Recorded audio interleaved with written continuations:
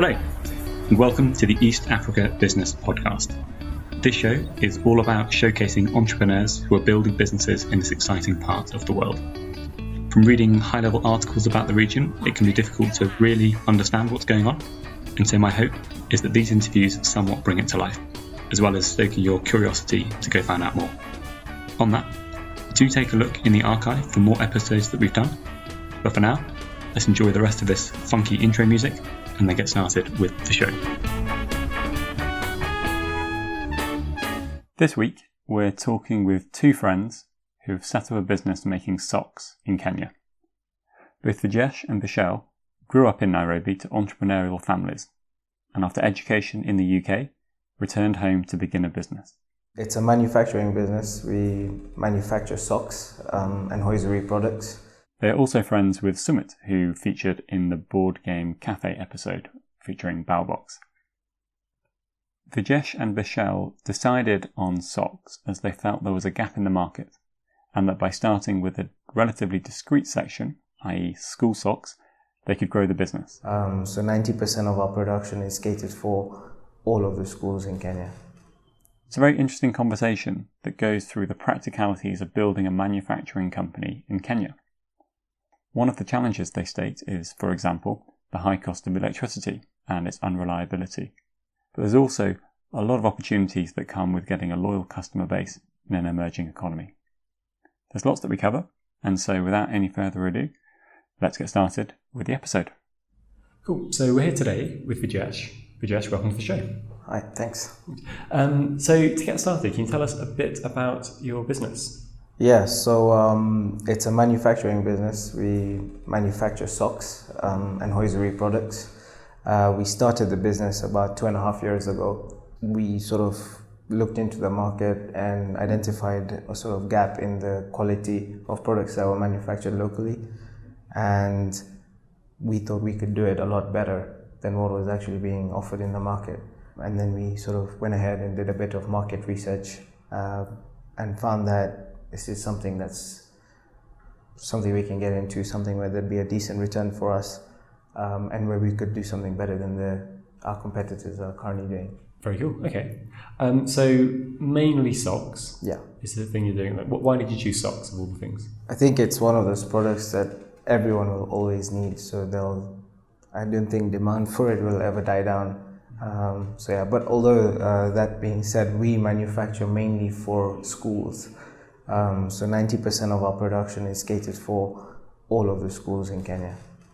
90% of your production is for all of the schools in Kenya? Yeah, basically the schools based in Kenya. Yeah. Cool, right. How difficult is it to make school socks?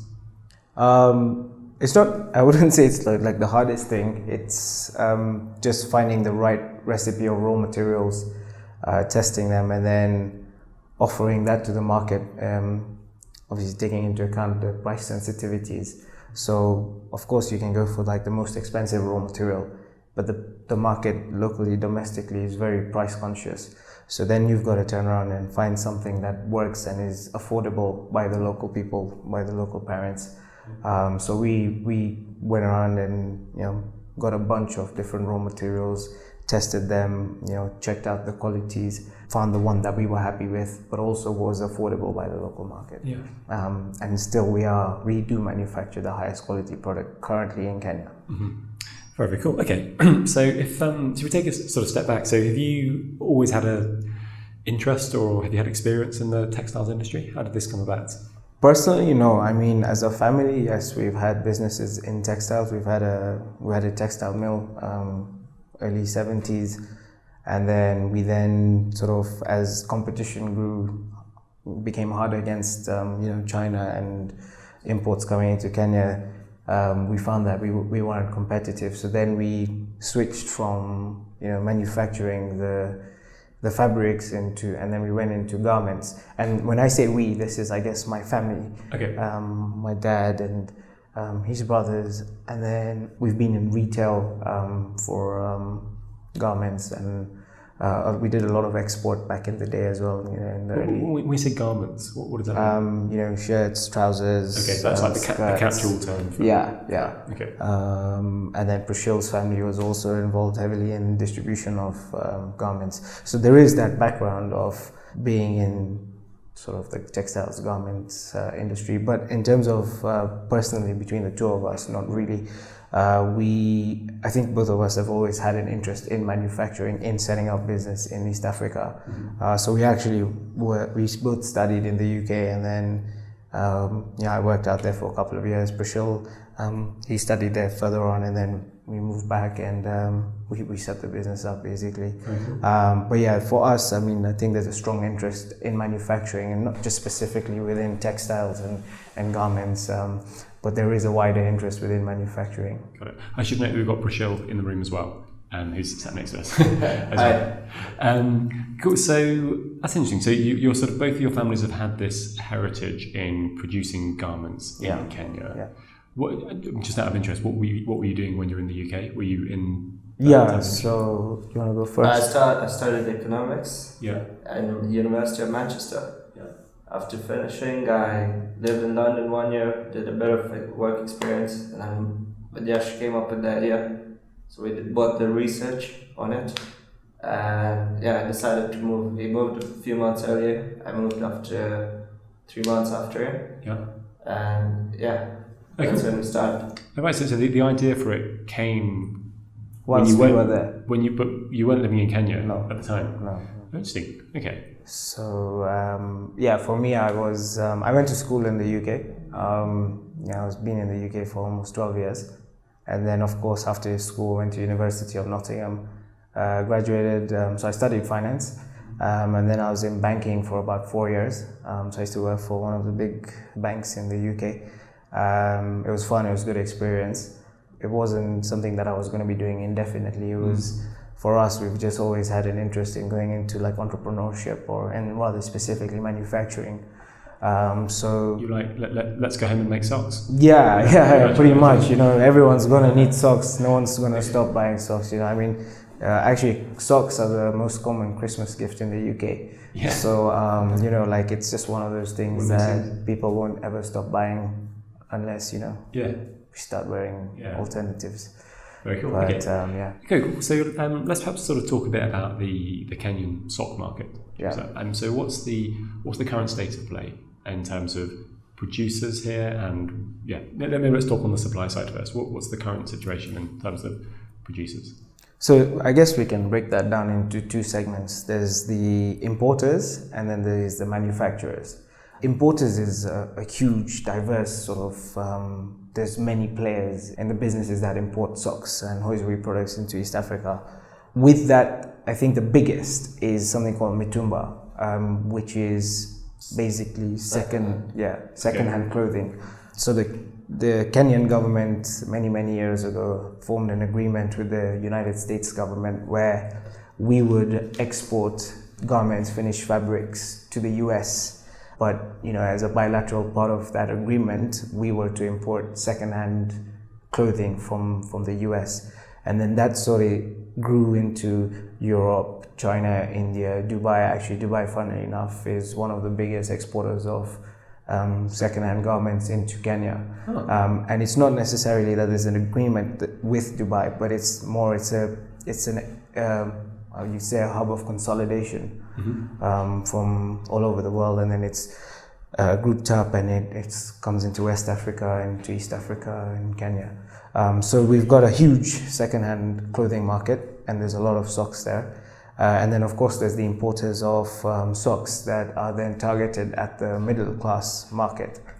I think I should just... Also, since many Chinese have moved here, so now instead of second-hand, many replicas coming from China as well. Okay. Yeah. So for example, like if there's a Ralph Lauren brand. So it'll be much cheaper than the second-hand mitumba. Really? Yeah. The Chinese socks will be cheaper than the second-hand? Yeah, brand new. Really? Yes. Why is that?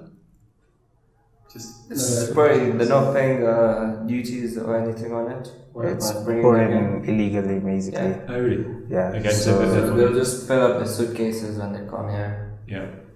and like offload everything. I see, and therefore that can undercut. Yeah. So for people who then bring it in legally, paying all the duties, VATs, all the freight charges. Of course, they can't compete against something coming in as a second-hand product or also illegally.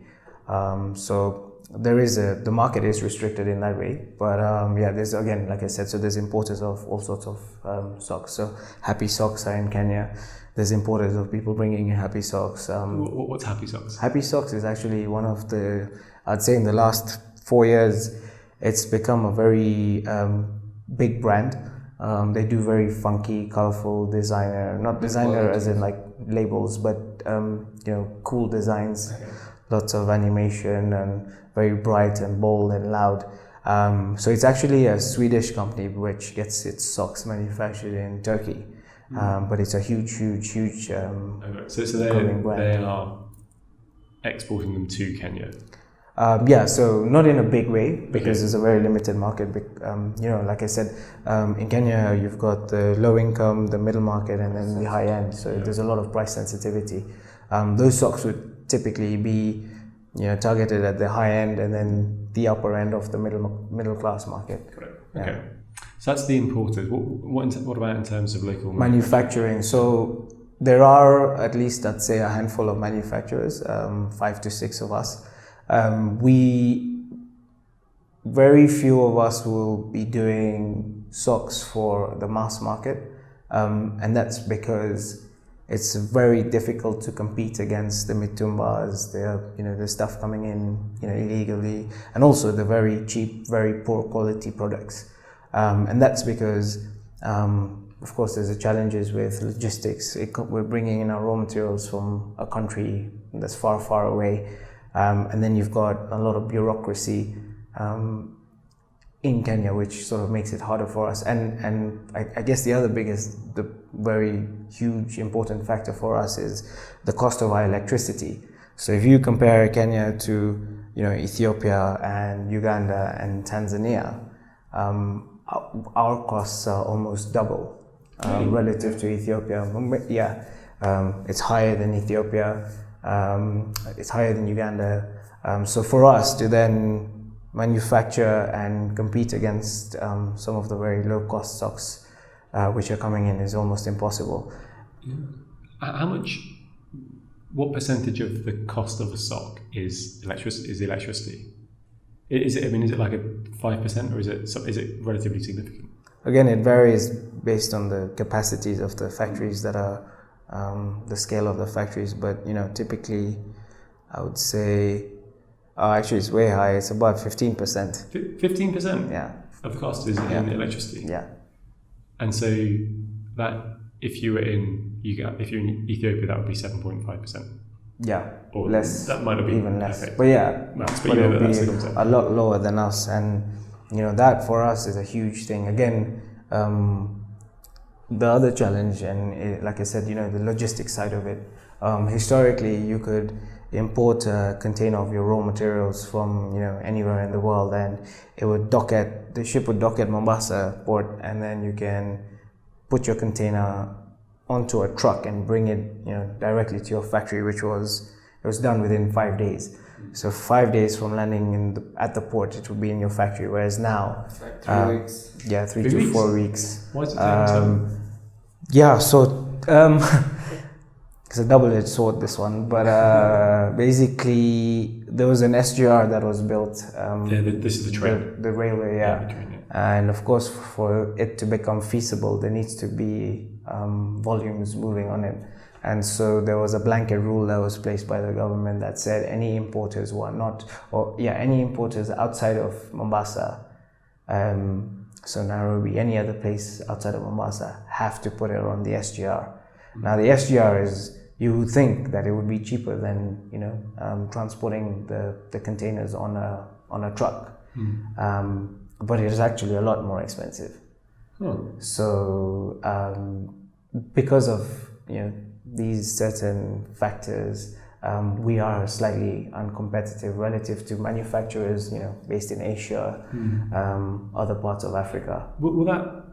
I imagine that would have been like the government or whatever would have known, okay, if we're going from a truck system to a train system, there's going to be a bit of a shift in price. Is it always going to be the case, or is it that there just needs to be other infrastructure? They're trying to recover the cost of building the SGR. Okay, so they're just saying regulation, you must do this, and the price is as it is so that they can recoup the cost.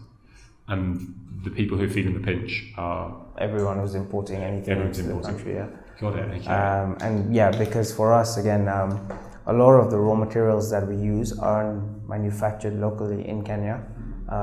So we don't really have an option. So we have to import it. And then we obviously manufacture it here. But I think for us, the two biggest, those are like our... two big challenges.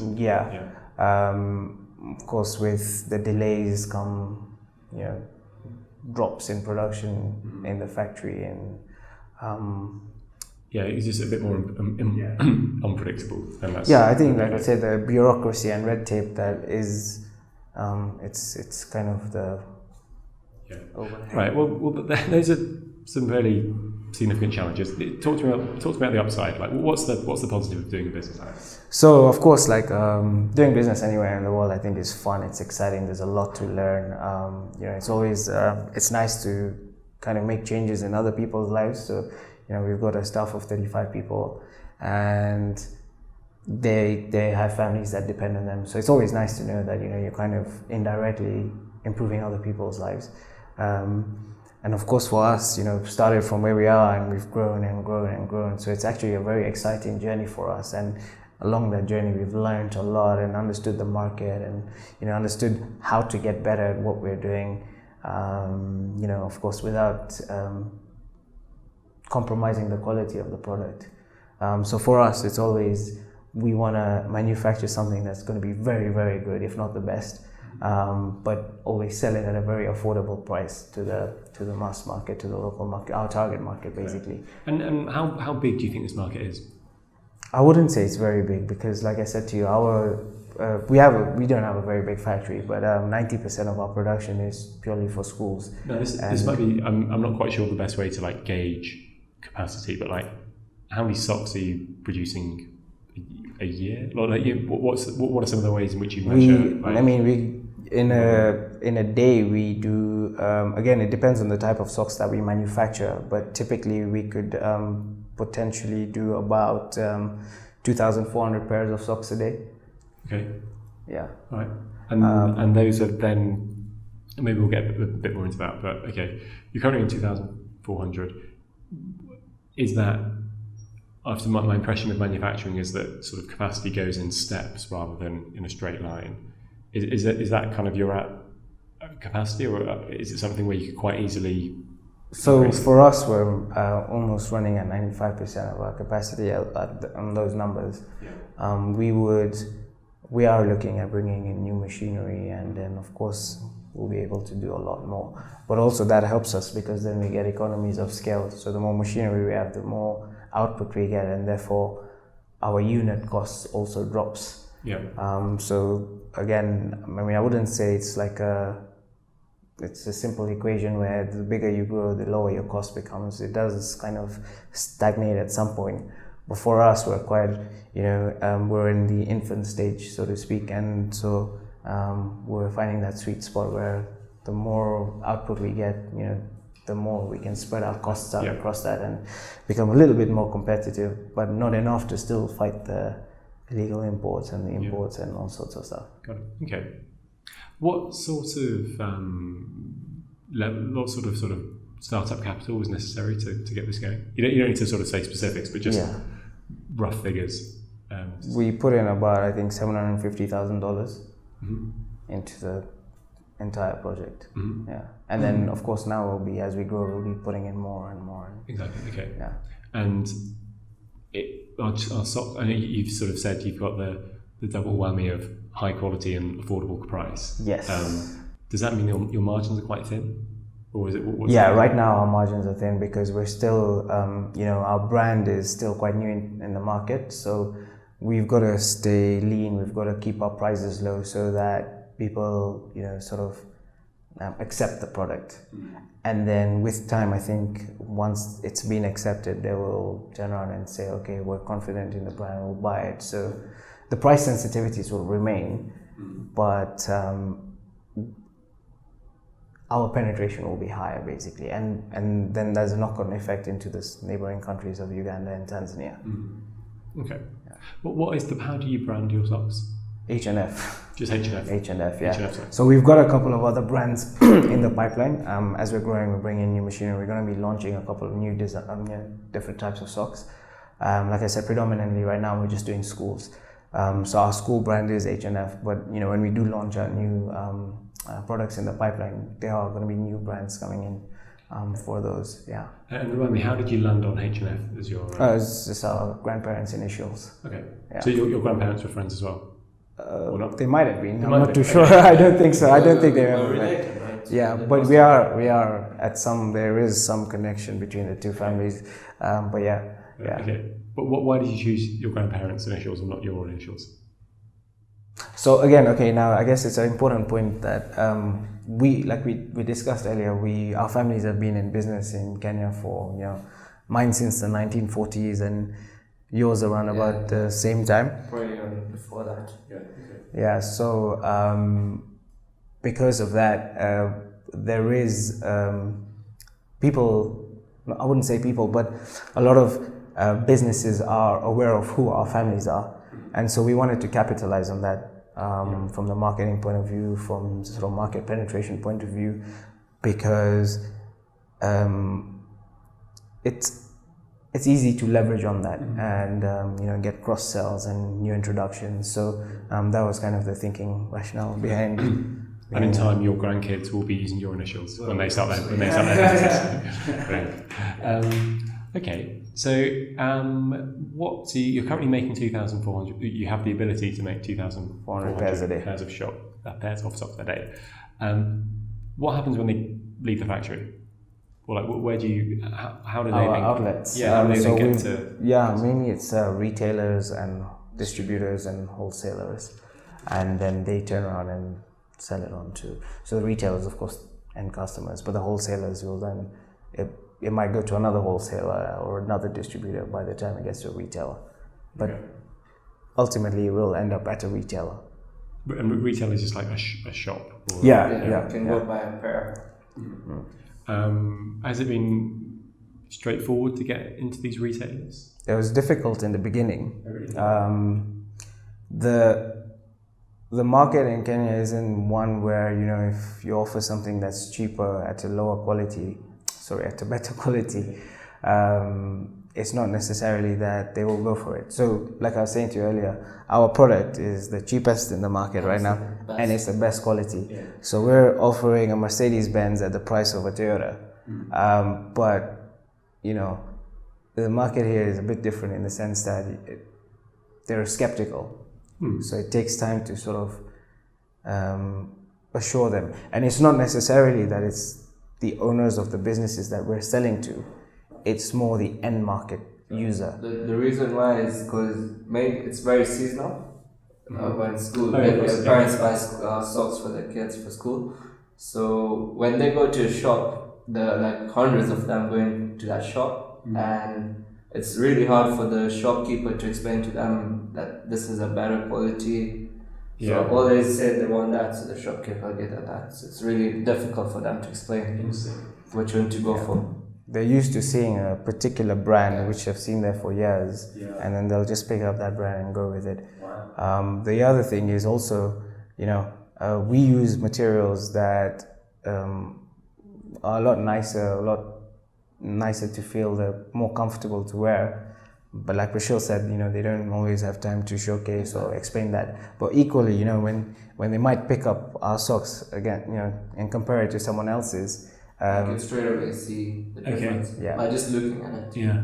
But it's not. It's the decision. The thought process isn't. I'd say a very normal one where you see something that feels nicer, cheaper, and you'd go for it. So because of that, it was very difficult for us in the beginning.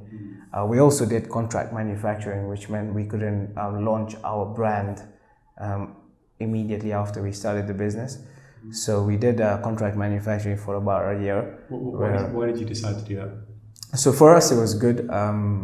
It was one of those things where anything and everything that we made, we'd sell it to one buyer, and they would pick up everything that we made in our factory. So it was a good sort of start, good boost for us. Of course, then we faced our own internal challenges, and we said we need to get our brand recognized as well. Customer concentration, there's all sorts of risks that come along with having one big customer. So we wanted to just diversify our risks. And we said that we're now ready to sort of go in with our own brand and sort of hit the market hard. How did your buyer take that news? Oh, they still buy from us, okay. But it's now just on a purchase order basis as opposed to said, everything. We're also doing, and then they were okay with But it. it has picked up now. Yeah. There's a lot of awareness, product awareness. Yeah, I'd say it must be a difficult one because as well, even though the socks are going to be worn by the kids, is that right? It's still the parents who are going to be making the decisions. And stressful. Buying uniforms and stuff for your kids, I imagine it's a very stressful Must be, experience. And you're just like, oh my god, just like make this as easy as possible. I'll have what I had last year. Get in, get out. Yeah. I'm interested how you try and break that. How you try and break that mold. Like, can you go in and do like demos at schools, or like I don't know what have been some ways to try and break that? I think that is one of the ways that we could do it. The only thing is then we're kind of limited with time, and we'd be too stretched out if we went to individual schools trying to sell the product. We will be showing the products to the students who may not necessarily have a say.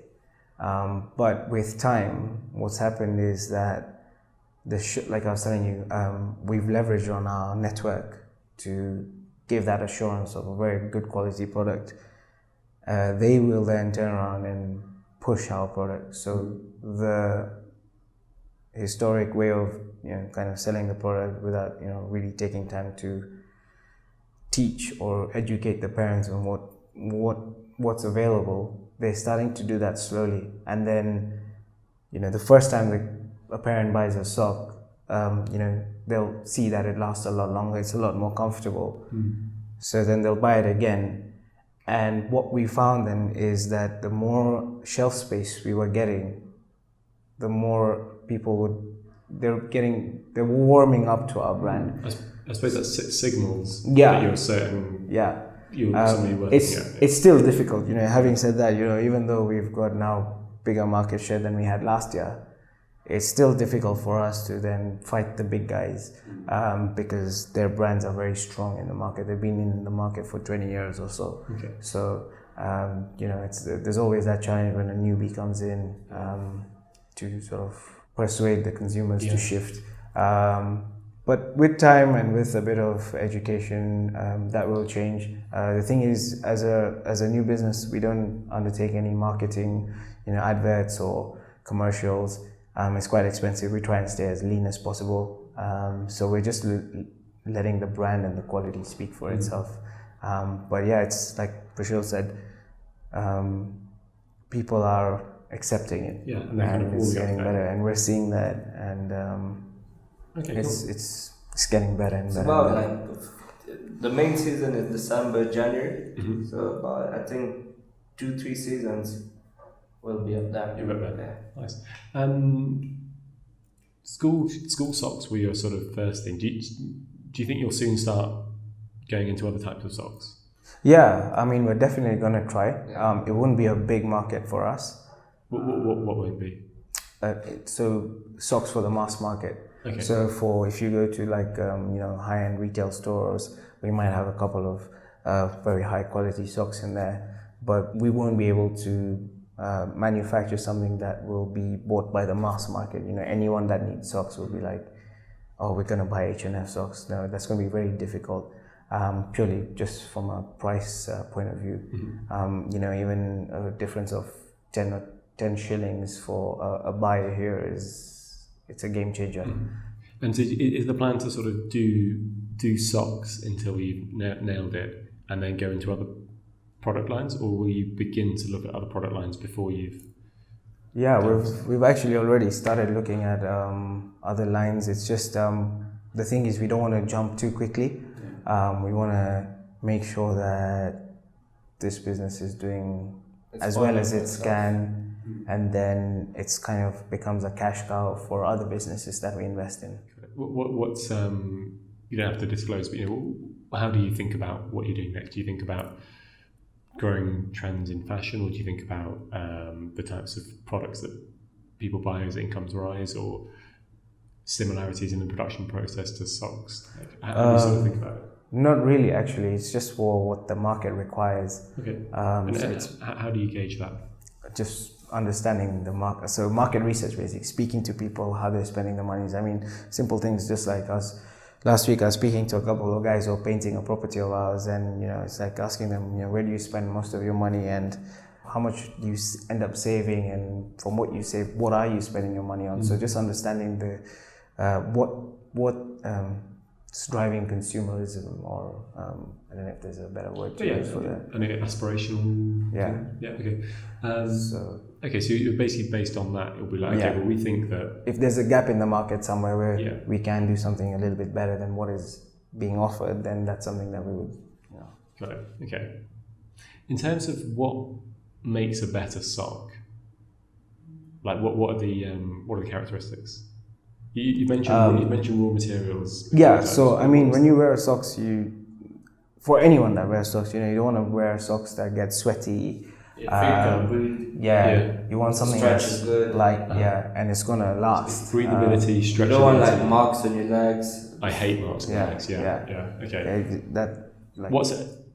How many sort of distinct processes are there when it to go from raw material in to socks out? Is it kind of like they do, first of all, you got to do this, then you got to do this, then you got to do this, then you got to do this, then you've got a sock? Like, how many of those things are there? So first the machine spins the yarn to produce the product. Knitting. The knitting. And then it goes, so over here it's all open. Yep. Then it gets linked with another machine. After that it gets checked. If there's any holes or like if it's perfect, the yarn is perfect. And after that it gets boarded and steamed. And after that, it gets packed. It gets steamed? Yeah, for the shape. So it's the same idea of... So the fibers in the socks then basically get sort of glued together, and this improves the elasticity and also the life of a sock. So it doesn't lose shape very quickly. So there's many companies over here cut that process. Many companies do have that process, Yeah, they cut it out. I think they don't. With electricity. They don't do this. They don't do that steaming part. And that means that they aren't a little bit cheaper, and it means they aren't as elastic. Yeah. Got it. And what is the raw material? Is it wool? No. So you've got many different types of raw materials. You can have wool is one that you could use. You can use cotton. You can use nylons. You can use polyesters. You can use acrylic yarns. So there's a lot of synthetic yarns, which are all the polyesters, nylons, acrylics, and then you've got the natural ones, which are cottons, and you've got bamboo, and you've got bamboo, yeah. It's like one of the best right now. Yeah, so we've actually just trialed bamboo socks, and we've got some really nice socks that we made for the two of us with bamboo yarn. It's expensive, obviously. Yeah, but it's also more really good quality. Sounds really. So they just sort of take, because bamboos are quite hard. Do they sort of soften down the fibre? Yeah. So they break down, they pulp it up, and then they form fibers, and then spin it into yarns. The thing is, with bamboo, you get very short fibers, whereas like with cotton, you can have really long fibers. So it's harder to make bamboo socks. So short is bad. Okay. It's not necessarily that short is bad. It's just it's a harder yarn to make. Okay. Yeah. And what are the advantages of bamboo socks? So, like the world is becoming more and more environmentally conscious. So, for example, cotton requires more water to cultivate. So the same amount of cotton if you take a kilo of cotton yarn and a kilo of bamboo yarn requires less land and less water. Oh, okay. Yeah. And in terms of the wearer, can you Yeah, tell much it's just like cotton. Really? I mean, if not better, you can't really tell. Like, I mean, if you give it to Like someone who absorbs just sweat much better. it's Yeah. breathable. Not much better, but better than cotton. Okay. It's If I gave you a pair of socks between cotton and bamboo and I didn't tell you what was what, I don't think you'd be able to tell the difference. But they're both nice. They both feel good on your feet, breathable, comfortable. One's obviously more environmentally friendly than the other. So we'll just do a few more questions. That's all right. So I'm interested, since you say you've been going for about 2.5 years. years. I'm interested, what have been some of the biggest insights you've had since starting? Wow. When we get feedback, like compared to our competitors, and when they tell us that the customers like now just want to buy our product, it's like a good feeling. Yeah. I think like again with the insights you can break it down into two parts. Yeah, you can, for us as a learning experience, and I can segregate that into a silo of doing business better. And then also on the other side where we get customer feedback. And so, like Bishell said, we've got a very good product and everyone who buys it will buy it again and keep buying it. And there's not a single person that's ever given us negative feedback on our socks. Not one that we can recall, like that's said that to us directly. And that's why we've been able to grow year on year. And then on the other side, it's learning about the business and learning about the economy. Because the two of us, we had no experience of running a business in Kenya. And so that was a lot of fun. It can get very frustrating at times as well. So I would say that, we discussed about like being in Rwanda, being in Tanzania, being in Uganda, being in Kenya. And if you look at the sort of data which is available on the internet, Rwanda is easier to do business in than Kenya. It's not necessarily that Kenya is a bad place to do business. It's just it has its own challenges. So for us, like there was a lot of learning, how to deal with the bureaucracy, how to get the best out of our people, of all of our staff, how to motivate them better. And have you found any interesting ways to motivate people? I think for us, the main thing is just treat them the way you want to be treated. I think we just keep them happy. We keep them, when there's something good, we talk about it. Of course, add some incentives, like once they hit our targets and all, give them bonuses. Okay, and so when something's good, it's in like, we nailed the production today. There was no defects. Yeah. And the more you talk about something that goes well, then everyone just naturally feels better about it. They feel motivated. And in terms of the incentives, what are some of the targets or metrics that you? So we've got targets that they have to hit every day for each department. Packing, plating, trimming, linking. Knitting itself. So it could be as simple as giving them a kilo of flour. So it's as simple as that. It's a. And is that explicitly made known? As in, if you beat your target today, you're getting a kilo of unga? It's not on a daily basis, but they are aware of it. The other thing they is can't just do it for one day.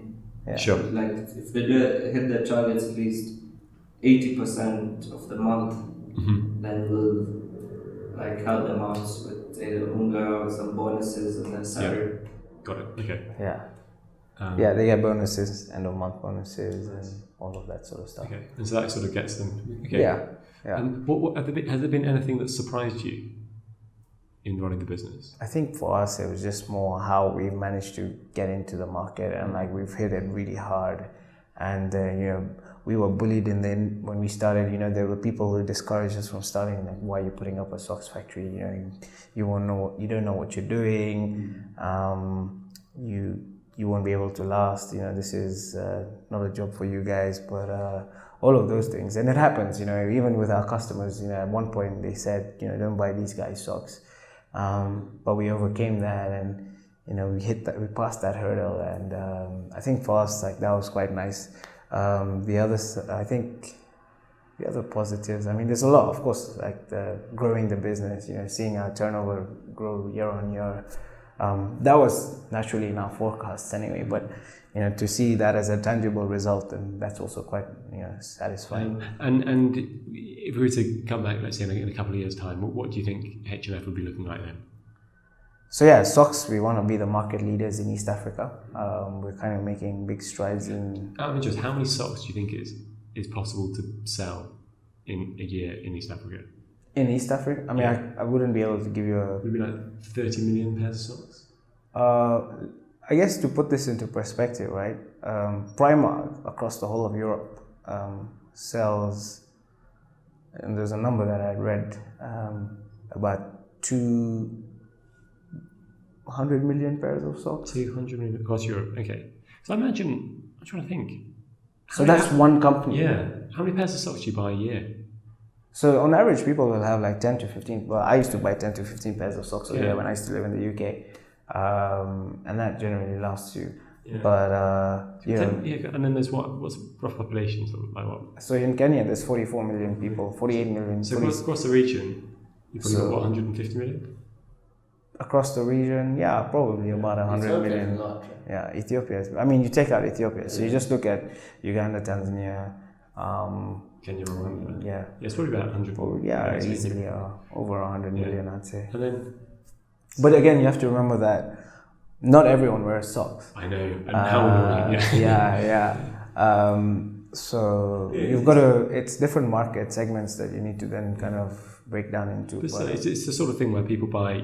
They buy it fairly regularly. Yeah. It's something that everyone buys, more or less everyone buys. Yeah. So there's potentially, hundreds of millions, if not billions of pairs of socks. Obviously you kind of reduce that down, but it's not like you're selling some niche product which people are going to buy once and then never buy again. Yeah, exactly. So I can really see how if you have that brand loyalty, it's something which it's something that will keep growing. I think for us more, it's like we want to really get into the export market, getting into like shops in the UK, Europe, US, Australia. For us, that would be great. I think that's where now we can really hit volumes. I mean, we can do it in East Africa, but it'll be a lot more difficult than if you've got the proper export markets. Cool. Okay. Cool. Yeah. And people who are listening at home, how can they learn more about H&F and sort of the journey that you're on? Okay, we was just in the process of developing a website. But come and buy socks from Kenya. Yeah. We'll have a website up in a couple of months. I mean, I'll share that with you. We don't really, like I said, we don't really focus heavily on marketing. Yeah, I suppose you don't need to. But we're relying on just our brand awareness and customer loyalty now.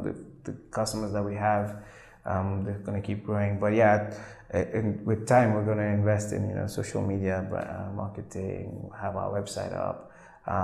Just right now, our market is quite small in terms of the specific market that we're focusing on, and they don't necessarily use the avenues that we're discussing. Yeah. But in the future, we will have all of these things. Yeah. Cool. Well, Vidyesh, Bishell. Yeah. Thanks so much. Yeah. Thanks. That's good. Cheers. Cheers. Before we head, just a quick moment to say thank you for listening. You can see show notes for this episode by heading to the new website www.theeastafricabusinesspodcast.com. If you'd like to learn more about the show and the work we do, then you can have a bit of an explore on the website and also subscribe to the various places such as Facebook, Twitter, YouTube and email. Finally, if you felt this was a good episode and you've been enjoying the show recently, then please do consider leaving a rating for the show on Apple Podcasts or Spotify or wherever you listen. You could also tell a friend who's curious about these sorts of businesses that we feature. And indeed, if you know of a business that you'd like to be interviewed on the show, please feel free to reach out via any of the channels mentioned above, and we'll see what we can do to have an interview and showcase them on the show. In any case, have a great week and speak to you soon.